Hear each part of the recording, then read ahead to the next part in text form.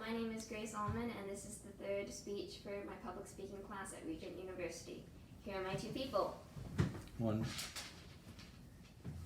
Okay, so today I'm going to be talking about Hope House, which is a lovely organization that helps adults with developmental disabilities. But first I'm going to state a few facts. First, this U.S.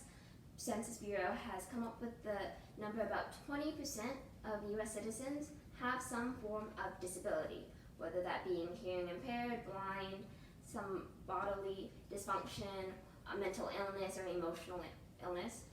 And that's about 57 million people. That's a lot of people with a living impairing disability, meaning that they have some sort of hardship living their lives alone in a house by themselves, which means they need help or care or other support. That's about 1 in 5 people, which means if you're not the one with the disability, you probably know someone in your family or some of your friends might have a disability. So what do you do when you have a disability and you need that extra care? Well, the first thing to go to is your parents or family or friends, but most of the time they don't have the time or resources to come to your house and take care of the needs that need to be done, which the person themselves can't do. The second option would be go to an intensive care unit or other group living. Those are available and often pretty good, but they're limited to smaller rooms, smaller spaces, more confined schedules, plans. There's not really a lot of flexibility or having a lot of personal one-on-one care. So what is the solution if you don't like either of those options? Well, that's what I'm going to be discussing. Hope House. Hope House is a non-profit organization which works to provide services to adults with disabilities exclusively in their own homes, regardless of the complexity of their disability, meaning that they can provide 24-hour care coming to that person's home in their own space, providing the needs that they need on their own time, and they can choose what requirements they need, what help they need, and when and where they want it. So Hope House, their main philosophy is that the house should be able to conform to the person. The person doesn't need to conform to the house. They should be able to live a happy and successful life in their own space as an individual.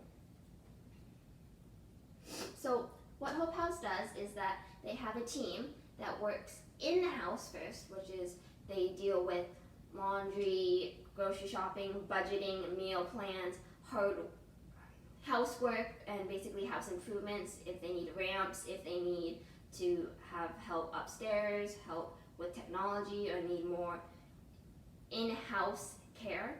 But they also deal with community activities. They have a community support program which helps the individuals go out into their neighborhoods, build relationships, and also go out. If they want to go shopping, they help them go shopping. They help them go do activities that go to the movies, go out to eat, go to dinners, go to events, do extracurricular activities, and even further their education. So Hope House does a lot of things for the individual to help expand their living experience. And that's really nice. And all of these things we can help with in some degree. So this is how we get involved with Hope House. So there's a couple ways we can start. We'll start with the volunteering. If you have a skill, a special talent that you like to share and you're good at, like carpeting, sewing, cooking, even arts and crafts, music, if you can drive and if you can go grocery shopping, those are big skills that you can have to do for Hope House. But let's say you don't have a skill or you're just not good in anything in general. That's okay. You can do general volunteering. So if you're near Norfolk and in the area, you can go to their building and actually help in the administration office in their own personal facilities with things in there.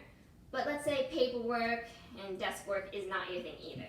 Well, that's okay. We have event volunteering, basically going to their festivals, their fundraising teams, their dinners, all of their events, and helping set up before and after, and just being generally involved in their event. A few of them are like art festivals, their charity dinners, their fundraising dinners, a couple of the concerts. You can go and help there. But let's say you don't really think volunteering is your thing. You don't have a car, you're not an adult, you just don't have the time. Or maybe because of the events going on in 2020, you don't really feel like it's safe to go out, be in big crowds, and a lot of their fundraising events have been shut down. So what's the solution? Donating. You can do a donation on the website. You don't even have to leave or do any mailing. You can go to the Hope House website and donate in any amount you want. So they have a life fund, which is basically you donate any amount, and that specific category goes to supporting a person's individual house fund, basically what they need for one day to do everything in their household, which is very nice. Or you don't have to, you can just do a donation of $1, anything you want. It could be monthly, it's up to you. And what's best about donating to Hope House, other than another bigger institution, is that it's actually cheaper to fund a support team going to a person's house, because there's less, basically what happens is that the individual gets to choose what requirements they need per that day or per situation. So it's not funding for the scenario if this is needed, it's funding for this is what they need now, this is what they choose to use the money for. So you know your money is going to a good place. And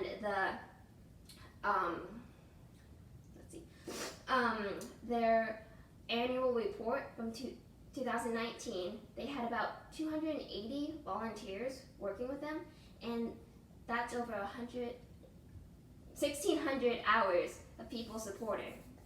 But because now of recent events, they're losing all of those hours, all of those people helping, so financially aiding them is a really big deal. So why should you be involved? Why should you support? Well, it changes lives. Not only does it change the life of the individual you are supporting by giving them the proper financial aid, the proper care, the proper time to grow and be in their own environment and make friends and go out into the world, it's also giving you the satisfaction that you are helping someone else better themselves. You are helping someone that you may not be in the position now, but a couple years down the line, you might need a support team like this. So you're funding and supporting a team that may be someone that you need later on in life. And that's why I believe funding and supporting Hope House should be on your agenda. Thank you for listening to my presentation. Great.